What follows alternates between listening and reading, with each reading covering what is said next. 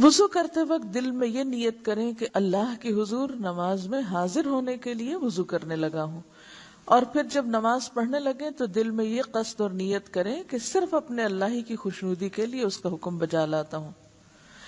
نیت چونکہ دل سے تعلق رکھتی ہے اس لیے زبان سے ادا کرنے کی ضرورت نہیں، اور نیت کا زبان سے ادا کرنا رسول اللہ صلی اللہ علیہ وسلم کی سنت اور صحابہ کرام کے عمل سے ثابت نہیں، یعنی ایسی کوئی دلیل ہمیں نہیں ملتی کہ آپ نے نیت پڑھی ہو۔ نیت کی تو ہے لیکن نیت پڑھی نہیں۔ امام ابن تیمیہ رحمہ اللہ فرماتے ہیں کہ الفاظ سے نیت کرنا علماء مسلمین میں سے کسی کے نزدیک بھی مشروع نہیں۔ مشروع کا کیا معنی؟ جی ہاں، شریعت میں نہیں۔ رسول اللہ صلی اللہ علیہ وسلم نے، آپ کے خلفاء اور دیگر صحابہ، اور نہ ہی اس امت کے سلف اور ائمہ میں سے کسی نے، یعنی بڑے بڑے علماء میں سے کسی نے الفاظ سے نیت نہیں کی۔ عبادات میں مثلاً وضو، غسل، نماز، روزہ اور زکوٰۃ وغیرہ میں جو نیت واجب ہے، بالاتفاق تمام ائمہ مسلمین کے نزدیک اس کی جگہ دل ہے۔ امام ابن حمام اور ابن قیم بھی اس کو بدعت کہتے ہیں۔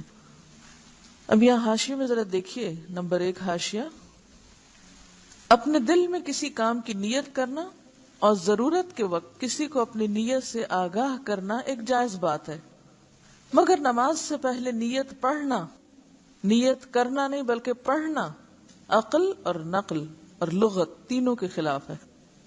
نمبر 1، عقل کے خلاف اس لیے ہے کہ بے شمار ایسے کام ہیں جنہیں شروع کرتے وقت ہم زبان سے نیت نہیں پڑھتے، کیونکہ ہمارے دل میں انہیں کرنے کی نیت اور ارادہ موجود ہوتا ہے۔ مثلاً جوتا پہننے لگتے ہیں تو کبھی نہیں پڑھتے جوتا پہننے لگا ہوں، وغیرہ وغیرہ۔ تو کیا نماز ہی ایک ایسا کام ہے جس کے آغاز میں اس کی نیت پڑھنا ضروری ہو گیا؟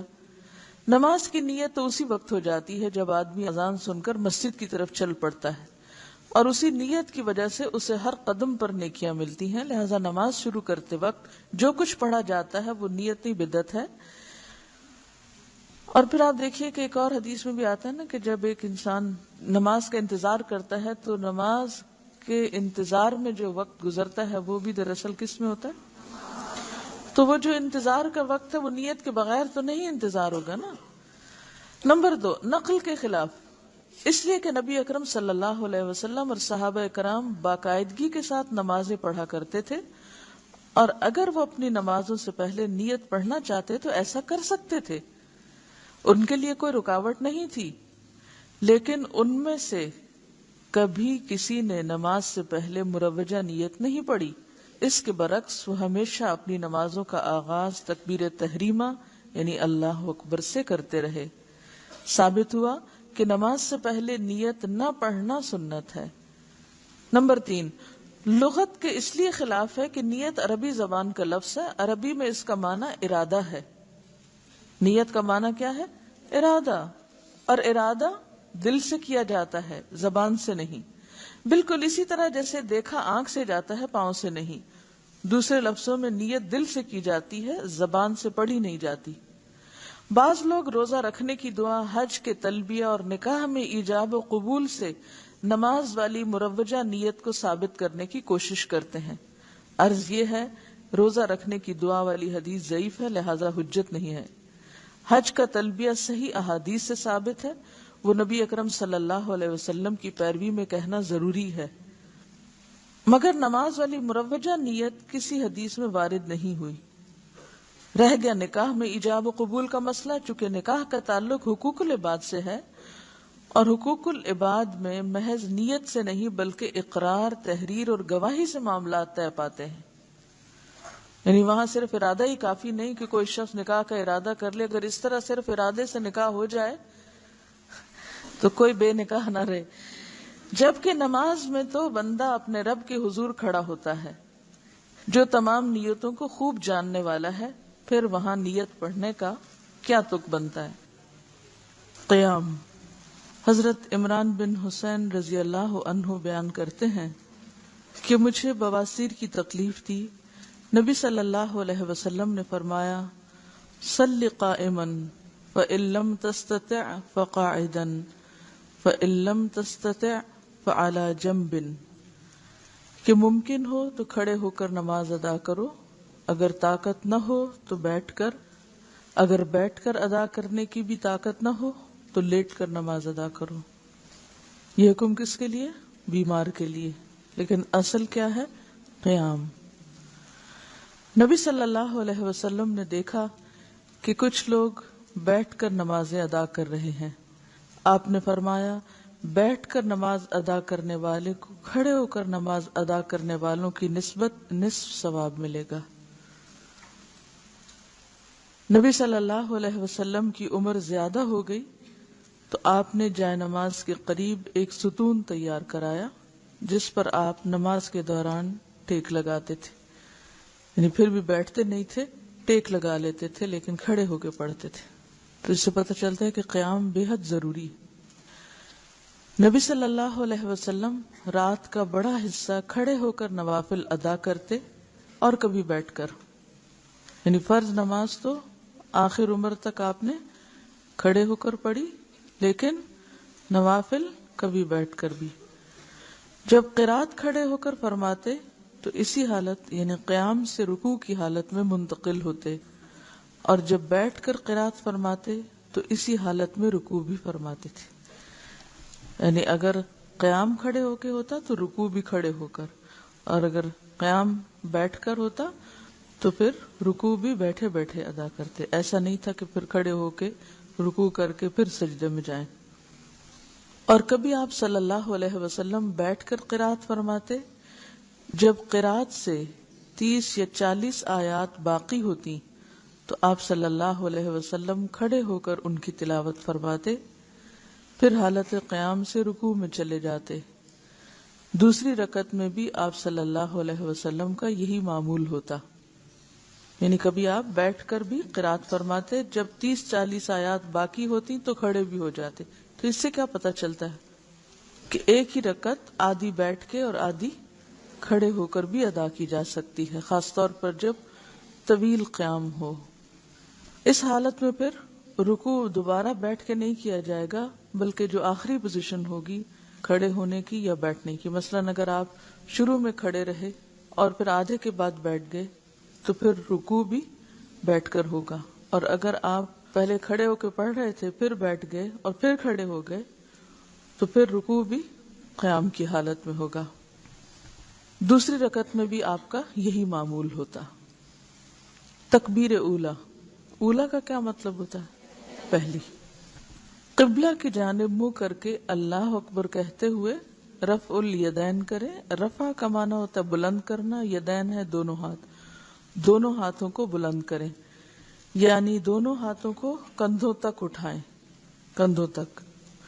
بعض روایات میں کانوں تک بھی آتے ہیں لیکن کانوں کو چھونے کی ضرورت نہیں، کندھوں تک۔ حضرت عبداللہ بن عمر فرماتے ہیں رأیت النبی صلی اللہ علیہ وسلم افتتح التکبیر فی الصلاة فرفع یدیہ حین یکبر حتی یجعلہما حذو منکبیہ۔ میں نے نبی صلی اللہ علیہ وسلم کو دیکھا، آپ نے نماز کی پہلی تکبیر کہی اور اپنے دونوں ہاتھ کندھوں تک اٹھائے۔ ہاتھ اٹھاتے وقت انگلیاں نارمل طریقے پر کھلی رہیں، یعنی انگلیوں کو تکلف سے سیدھا اکڑانے کی ضرورت نہیں ہے، بلکہ نارمل طریقے سے جیسے آپ کی عموماً کھلتی ہیں، کسی کا ہاتھ زیادہ کھل جاتا ہے کسی کا تھوڑا کم، لیکن ڈھیلا بھی نہیں چھوڑنا اور اکڑانا بھی نہیں، نارمل رکھنا ہے۔ انگلیوں کے درمیان زیادہ فاصلہ کریں، نہ انگلیاں ملائیں، یعنی نہ تو انگلیاں کھولیں کہ جیسے پورے ہاتھ کھول دیے جاتے ہیں پنجہ، اور نہ ہی آپ ان کو آپس میں جوڑیں، بلکہ بس اٹھاتے وقت جتنا وہ نارملی کھولیں یا ان کے درمیان فاصلہ ہو بس اتنا ہی ٹھیک ہے۔ ایسا کیوں کرنے کو کہا گیا؟ خشوع برقرار رکھنے کے لیے کہا گیا ہے، تاکہ کوئی چیز آرٹیفیشلی تکلفاً یا مصنوعی طریقے سے نہ ہو، یہ کوئی ٹینشن اپنے اوپر نہ لی جائے، بلکہ نیچرل طریقے سے نارمل طریقے سے فرض ادا کیا جائے۔ رسول اللہ صلی اللہ علیہ وسلم دونوں ہاتھ کندھوں تک اٹھاتے۔ نبی اکرم صلی اللہ علیہ وسلم کبھی کبھی ہاتھوں کو کانوں تک بلند فرماتے، یعنی دونوں طریقے ملتے ہیں، کبھی یعنی بالکل برابر ہی اور کبھی ذرا اونچا بھی. اس میں اتنا کوئی بہت فرق نہیں ہے. سر تک تو نہیں لے جانا، یعنی کانوں اور کندھے میں تھوڑا سا ہی فرق پڑتا ہے. شیخ البانی فرماتے ہیں کہ رفع یدین کرتے وقت ہاتھوں سے کانوں کو چھونے کی کوئی دلیل نہیں ہے. ان کا چھونا بدعت ہے یا وسوسہ. وسوسہ کیا کہ شیطان کہتا نہیں ابھی تم نے صحیح نہیں اٹھائے، پہلے جب تک وہاں ناپ کے نہ دیکھو یا ٹچ کر کے نہ دیکھو کان کہ صحیح جگہ تک پہنچے ہیں کہ نہیں. تو یہ طریقہ درست نہیں ہے. بس اس وقت بہت کانشیس ہونے کی ضرورت نہیں ہے، ہاتھ اٹھانا ہی اصل چیز ہے. مسنون طریقہ ہتھیلیاں کندھوں تک یا کانوں تک اٹھانا ہے. ہاتھ اٹھانے کے مقام میں مرد اور عورت دونوں برابر ہیں. ایسی کوئی حدیث موجود نہیں جس میں یہ تفریق ہو کہ مرد کانوں تک اور عورتیں کندھوں تک بلند کریں. پھر دایاں ہاتھ بائیں ہاتھ پر رکھ کر سینے پر باندھ لے. دایاں ہاتھ بائیں ہاتھ پر رکھ کر سینے پہ باندھ لے. کس طرح؟ سینے پر ہاتھ باندھنا. حضرت وائل بن حجر رضی اللہ عنہ کہتے ہیں کہ میں نے رسول اللہ صلی اللہ علیہ وسلم کے ساتھ نماز پڑھی تو آپ نے اپنے ہاتھ یعنی دایاں ہاتھ بائیں ہاتھ پر رکھ کر سینے پہ باندھے. حضرت حلف رضی اللہ عنہ فرماتے ہیں کہ میں نے رسول اللہ صلی اللہ علیہ وسلم کو سینے پر ہاتھ رکھے ہوئے دیکھا. حضرت وائل بن حجر رضی اللہ عنہ رسول اللہ صلی اللہ علیہ وسلم کی نماز کا طریقہ بیان کرتے ہوئے فرماتے ہیں کہ آپ نے دائیں ہاتھ کو بائیں ہاتھ کی ہتھیلی کی پشت، اس کے جوڑ اور کلائی پر رکھا. ہمیں بھی دایاں ہاتھ بائیں ہاتھ پر اس طرح رکھنا چاہیے کہ دایاں ہاتھ بائیں ہاتھ کی ہتھیلی کی پشت جوڑ اور کلائی پر آ جائے، جوڑ اور کلائی پر آ جائے اور دونوں ہاتھوں کو سینے پر باندھا جائے تاکہ تمام روایات پر عمل ہو سکے. حضرت سہل بن سعد سے روایت ہے کہ لوگوں کو رسول اللہ صلی اللہ علیہ وسلم کی طرف سے یہ حکم دیا جاتا تھا کہ نماز میں دایاں ہاتھ بائیں کلائی پر رکھیں، دایاں ہاتھ بائیں کلائی پر رکھیں. رہی حضرت علی رضی اللہ عنہ کی روایت کہ سنت یہ ہے کہ ہتھیلی کو ہتھیلی پر زیر ناف رکھا جائے، تو اسے امام بہقی اور حافظ ابن حجر نے ضعیف قرار دیا ہے، اور امام نووی فرماتے ہیں کہ اس کے ذوق پر سب کا اتفاق ہے. تو اب آپ دیکھیے کہ ہاتھ کیسے آپ رکھیں گے، ہتھیلی پر، ٹھیک ہے. تو انگوٹھا اور چھوٹی انگلی کہاں آ جائیں گے؟ کلائی پر، اور باقی ہاتھ کا حصہ جوڑ پر، ٹھیک ہے. اب کر کے دیکھیے کہ سینہ بھی نہ تو ہاتھوں کو اوپر چڑھانے کی ضرورت ہے. کئی لوگوں کو میں نے دیکھا کہ وہ ہاتھوں کو اوپر رکھے ہوتے ہیں، یہ نہیں رکھنے کا طریقہ، ٹھیک ہے. کئی لوگ اپنے کندھے بھی ساتھ سکیڑ لیتے ہیں اور وہ سمجھتے کہ شاید بہت ہی اونچا چڑھا کے اوپر رکھنا مراد ہے. اس میں آپ دیکھیے کہ نارمل اور نیچرل طریقے سے کھڑے ہوں. عورتوں اور مردوں کی نماز میں کوئی فرق نہیں. رسول اللہ صلی اللہ علیہ وسلم نے فرمایا نماز اسی طرح پڑھو جس طرح تم مجھے نماز پڑھتے ہوئے دیکھتے ہو، یعنی ہو بہو میرے طریقے کے مطابق سب عورتیں اور سب مرد نماز پڑھیں. سلو جمع کا صیغہ ہے، جیسے یا ایھا الذین آمنوا ہوتا ہے جس میں سب شامل ہوتے ہیں. پھر اپنی طرف سے یہ حکم لگانا کہ عورتیں سینے پہ ہاتھ باندھیں، مرد زیر ناف. عورتیں سجدہ کرتے وقت زمین پر کوئی اور شکل اختیار کریں، مرد کوئی اور، یہ دین میں مداخلت ہے. یاد رکھیں کہ تکبیر تحریمہ سے شروع کر کے السلام علیکم ورحمۃ اللہ کہنے تک عورتوں اور مردوں کے لیے ایک ہی شکل اور ایک ہی ہیئت ہے نماز کی. سب کا قیام، رکوع، قومہ، سجدہ، جلسہ استراحت، قعدہ اور ہر مقام پر پڑھنے کی دعائیں یکساں ہیں. رسول اللہ صلی اللہ علیہ وسلم نے مرد اور عورت کی نماز کے طریقے میں کوئی فرق نہیں بتایا. اگر کچھ روایات ہیں بھی تو وہ ضعیف ہیں، یا زیادہ تر آپ کو ائمہ کے اقوال ملیں گے. سینے پر ہاتھ باندھ کر یہ دعا پڑھیں. حضرت ابو ہریرہ رضی اللہ عنہ روایت کرتے ہیں کہ رسول اللہ صلی اللہ علیہ وسلم تکبیر اولیٰ اور قرات کے درمیان کچھ دیر چپ رہتے، اللہ اکبر اور سورۃ فاتحہ کے درمیان کچھ دیر چپ رہتے، بس میں نے کہا میرے ماں باپ آپ پر قربان، اے اللہ کے رسول صلی اللہ علیہ وسلم، آپ تکبیر اور قرات کے درمیان خاموش رہ کر کیا پڑھتے ہیں؟ آپ نے فرمایا میں یہ پڑھتا ہوں، اللہم باعد بینی وبین خطایایا کما بعدت بین المشرق والمغرب، اللہم نقنی من الخطایا کما ينقى الثوب الابيض من الدنس، اللهم اغسل خطاياي بالماء والثلج والبرد۔ یا اللہ میرے اور میرے گناہوں کے درمیان دوری ڈال دے جیسے تو نے مشرق اور مغرب کے درمیان دوری رکھی ہے۔ اے اللہ مجھے گناہوں سے اس طرح پاک کر جیسا کہ سفید کپڑا میل سے پاک کیا جاتا ہے۔ اے اللہ میرے گناہ اپنی بخشش کے پانی، برف اور اولوں سے دھو ڈال۔ اصل میں پانی کے بعد برف اور اولوں کا ذکر جو ہے یہ طہارت میں مبالغہ بھی ہے۔ اگر آپ نے کہیں برف گری ہوئی دیکھی ہو تو آپ کو اندازہ ہوگا کہ اس کے بعد فضا جس طرح صاف ہوتی ہے اور پورا ایٹماسفیئر جس طرح کلیئر ہوتا ہے وہ صرف بارش سے بھی نہیں ہوتا۔ یعنی جتنی پولوشن برف باری کے بعد ختم ہوتی ہے اور جس طرح ہر طرف سفید چادر تن جاتی ہے اور رات کے وقت بھی ایسی گلیئر اٹھتی ہے اس سفید برف سے کہ یوں لگتا ہے کہ دن چڑھا ہوا ہے یا کہیں نہ کہیں تیز چاند چمک رہا ہے۔ اور یہ اسی پچھلے مجھے رمضان کے بعد جب میں باہر تھی تو اتنی شدید برف باری دیکھنے کا اتفاق ہوا۔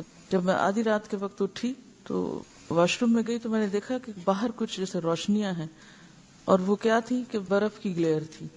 یعنی اتنی سفیدی نظر آتی ہے ایون رات کے وقت بھی کہ اس سے زیادہ پاکیزگی اور صفائی کا کوئی کانسیپٹ نہیں ہو سکتا۔ تو اس وقت مجھے یہ دعا سمجھ میں آئی کہ یہ کیوں کہا گیا کہ اللہ میرے گناہ پانی، برف اور اولوں سے دھو ڈال۔ تو یہ انتہا درجے کی صفائی کی طرف اشارہ ہے کہ جس میں ہوا بھی صاف ہو، جس میں فضا بھی اور جس میں زمین بھی اور ہر چیز ایک طرح سے سفید چادر سے ڈھک جائے۔ مثلا آپ دیکھتے ہیں آپ کارپیٹ پہ بیٹھتے ہیں تو اس پہ چادریں ڈالتے ہیں سفید، تو سفید چادر کس لیے ڈالتے ہیں؟ کیونکہ وہ صفائی میں ایک مزید صفائی کا اضافہ ہے۔ اور کلر سفید ہی کیوں؟ حالانکہ کوئی اور رنگ ہوتا تاکہ میل نظر نہ آتی، کیونکہ عام طور پہ لوگ کہتے ہیں نا میل خورا ہو، گندگی ہو مگر ہمیں نظر نہ آئے۔ اسی طرح آپ کو کیوں کہا جاتا ہے کہ سفید کپڑے پہنے؟ تاکہ وہ صفائی کا ایک احساس بھی ہو۔ بعض اوقات صرف صفائی کا ہونا کافی نہیں بلکہ صفائی کا احساس ہونا جو ہے وہ بھی ضروری ہوتا ہے۔ تو جب آپ اس طرح کی دعائیں مانگتے ہیں نماز میں تو اس سے نماز جو ہے ہی گناہوں کو دھونے کا ذریعہ، تو اس احساس میں مزید اضافے کا سبب ہوتی ہے۔ اور یہ دعا صحیح بخاری میں آئی ہے۔ یا یہ دعا پڑھیں، رسول اللہ صلی اللہ علیہ وسلم کے پیچھے ایک شخص نے کہا اللہ اکبر کبیرا والحمد للہ کثیرا وسبحان اللہ بکرۃ واصیلا، اللہ سب سے بڑا ہے، بہت بڑا، ساری تعریف اسی کی ہے، وہ ہر عیب سے پاک ہے، صبح اور شام ہم اسی کی پاکی بیان کرتے ہیں۔ یہ سن کر رسول اللہ صلی اللہ علیہ وسلم نے فرمایا کہ اس شخص کے لیے آسمان کے دروازے کھول دیے گئے ہیں۔ یعنی ایک شخص نے یہ دعا پڑھی تو آپ نے کیا فرمایا کہ اس کے لیے آسمان کے دروازے کھول دیے گئے ہیں۔ حضرت ابن عمر نے فرمایا جب سے میں نے رسول اللہ صلی اللہ علیہ وسلم سے یہ بات سنی ہے میں نے ان کلمات کو کبھی چھوڑا نہیں۔ اور ہم میں سے کسی نے کبھی یہ کلمات کیوں؟ پتا ہی نہیں۔ جہالت نعمت ہے، نعمت ہے نا۔ کتنی بڑی خیر سے ہم بعض اوقات محروم رہتے ہیں لا علمی کی وجہ سے۔ یہ صحیح مسلم کی روایت ہے۔ ہم سمجھتے ہیں ہم بہت کچھ پڑھ چکے ہیں، بہت کچھ جان چکے ہیں۔ اس کلمے کو ادا کرنے میں کتنی دیر لگتی؟ کچھ بھی ٹائم نہیں لگتا۔ بعض اوقات آپ جلدی میں بھی ہوتے ہیں اور پہلی دعا یہ جو آگے آ رہی وہ نہیں بھی پڑھیں تو یہ آپ دیکھیں مختصر ترین بھی ہے اور فائدے میں مؤثر ترین ہے۔ یا یہ دعا پڑھیں سبحانک اللہم وبحمدک وتبارک اسمک وتعالی جدک ولا الہ غیرک، اے اللہ تو پاک ہے، ہم تیری تعریف کے ساتھ تیری پاکی بیان کرتے ہیں، تیرا نام بڑا ہی بابرکت ہے، تیری بزرگی بلند ہے، تیرے سوا کوئی معبود نہیں۔ یہ ترمذی کی روایت ہے۔ پھر یہ پڑھیں، اعوذ باللہ السمیع العلیم من الشیطان الرجیم من ہمزہ ونفخہ ونفثہ۔ اللہ کی پناہ مانگتا ہوں جو ہر آواز کو سننے والا اور ہر چیز کو جاننے والا ہے، مردود شیطان کے شر سے، اس کے خطرے سے، اس کی پھونکوں سے اور اس کے وسوسے سے۔ کتنی خوبصورت دعا ہے، کتنی خوبصورت طریقے کی پناہ مانگی گئی ہے۔ اعوذ باللہ السمیع العلیم من الشیطان الرجیم من ہمزہ ونفخہ ونفثہ۔ بسم اللہ الرحمن الرحیم، الحمد للہ رب العالمین، الرحمن الرحیم، مالک یوم الدین، ایاک نعبد و ایاک نستعین، اہدنا الصراط المستقیم، صراط الذین انعمت علیہم غیر المغضوب علیہم ولا الضالین، آمین۔ اللہ کے نام سے شروع کرتا ہوں جو نہایت رحم فرمانے والا بے حد مہربان ہے۔ ساری تعریف اللہ کے لیے ہے جو تمام مخلوقات کا رب ہے، بے حد رحم کرنے والا، بے حد مہربان ہے، بدلے کے دن کا مالک ہے۔ اے اللہ، ہم تیری ہی عبادت کرتے ہیں اور تجھی سے مدد مانگتے ہیں۔ ہمیں سیدھے راستے پر چلا، ان لوگوں کے راستے پر جن پر تو نے انعام کیا، جن پر غضب نہیں کیا گیا، جو گمراہ نہیں ہوئے۔ حضرت انس رضی اللہ عنہ فرماتے ہیں کہ رسول اللہ صلی اللہ علیہ وسلم حضرت ابو بکر اور عمر رضی اللہ عنہ قرات الحمد للہ رب العالمین سے شروع کرتے، یعنی اعوذ باللہ اور بسم اللہ نہیں پڑھتے تھے بلکہ ڈائریکٹ سورۃ الفاتح سے شروع کرتے۔ حضرت انس کہتے ہیں کہ میں نے رسول اللہ صلی اللہ علیہ وسلم، ابو بکر، عمر اور عثمان کے پیچھے نماز پڑھی، وہ بلند آواز سے بسم اللہ نہیں پڑھا کرتے تھے، ٹھیک ہے، یعنی دل میں پڑھتے تھے۔ آپ بسم اللہ الرحمن الرحیم سرن یعنی آہستہ پڑھتے تھے۔ امام ابن تیمیہ فرماتے ہیں کہ حدیث کی معرفت رکھنے والے اس امر پر متفق ہیں کہ امام کے لیے بسم اللہ زور سے پڑھنے کی کوئی صریح روایت نہیں ہے، لیکن اگر ہم اپنے دل میں نماز پڑھ رہے ہیں تو اعوذ باللہ بسم اللہ سب پڑھیں گے۔ اگر نماز میں جمائی آ جائے تو اسے حد الوسع روکیں، نہ رکے تو منہ پر ہاتھ رکھیں اور آواز بلند نہ کریں، کیونکہ جمائی لیتے وقت بلند آواز کرنا جو ہے وہ نماز میں خلل کا ذریعہ ہے۔ یہ جو دعائیں آپ نے پڑھی ہیں ان کو ذرا ایک دفعہ دہرا لیتے ہیں۔ اللهم باعد بيني وبين خطاياي، اللهم باعد بيني وبين خطاياي كما باعدت بين المشرق والمغرب،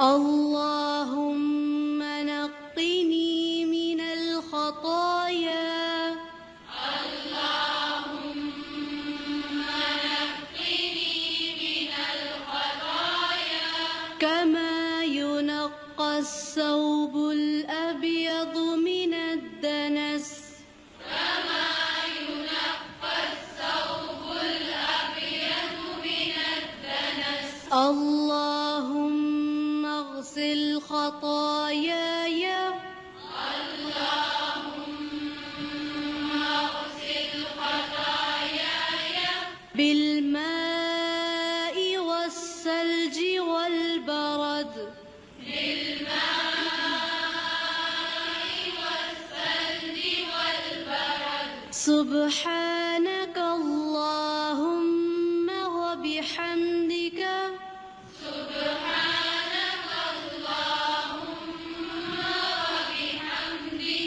وتبارك اسمك وتعالى جدك، وتبارك اسمك ولا إله غيرك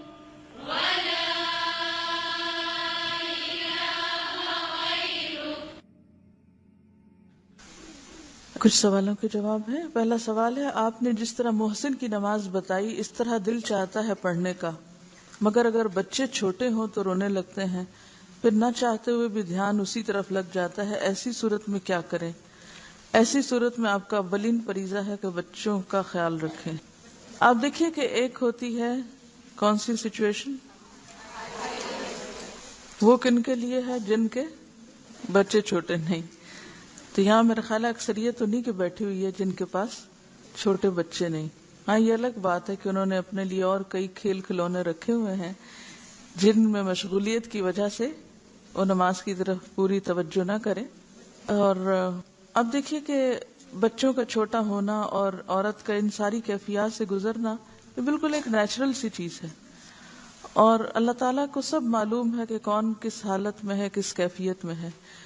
ایون بچے چھوٹے بھی ہوں تو ایسا نہیں ہوتا کہ سارا وقت بچے جاگ ہی رہے ہوں. مثلاً آپ جب وہ سو جائیں پھر عشاء کی نماز پڑھ سکتے ہیں، یا فجر کی، یا تہجد کی، یا دن میں کسی وقت، کیونکہ ہمیشہ بچے ایک حالت میں نہیں رہتے، بچے بھی ایک حالت سے دوسری حالت میں چلتے چلے جاتے ہیں. اور جب ایسا وقت ہو کہ بچے واقعی بہت چھوٹے ہیں اور بہت پریشان کن حالات ہوں تو پھر اللہ تعالیٰ جانتا ہے کہ کون کس مشکل میں ہے. لا یکلف اللہ نفسا الا وسعها.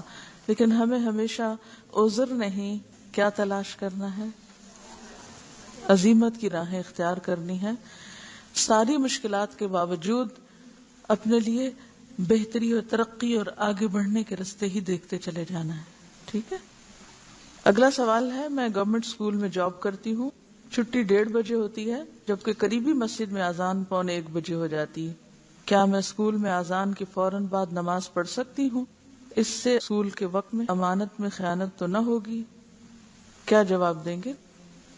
اگر تو آپ کلاس نہیں لے رہے اور کوئی ایسا کام بھی نہیں ہے اس وقت، بعض اوقات اسٹاف محض گپ شپ کر رہا ہوتا ہے اسٹاف روم میں، اور چونکہ چھٹی کے وقت قریب ہے تو اس وقت بیٹھ کے کوئی آفس کا ورک بھی نہیں، کوئی ہوم ورک کی کاپیاں وہ آپ گھر لے جا رہے ہیں، تو گویا وہ کام جو آپ اسکول میں کر سکتے تھے وہ آپ گھر پہ لے جا رہے ہیں اور گھر کا وقت جو ہے وہ اسکول کے وقت کو دے رہے ہیں. تو اس صورت میں آپ ادلا بدلا تھوڑا سا اگر کر لیں تو کوئی حرج نہیں، کیونکہ بہرحال اول وقت میں نماز جو ہے وہ افضل ہے.